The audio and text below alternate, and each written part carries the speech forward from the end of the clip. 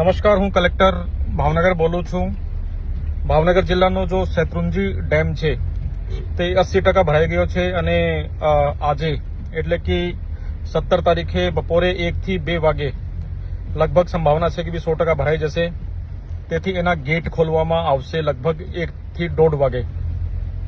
તો આ શેત્રુંજી ડેમને જે નીચાણવાળા જે ગામો છે એના જે બહાવમાં છે એમાં પાલીતાણાના 5 ગામો છે અને તલાજા તાલુકાના 12 ગામો છે, એટલે ટોટલ 17 ગામો છે।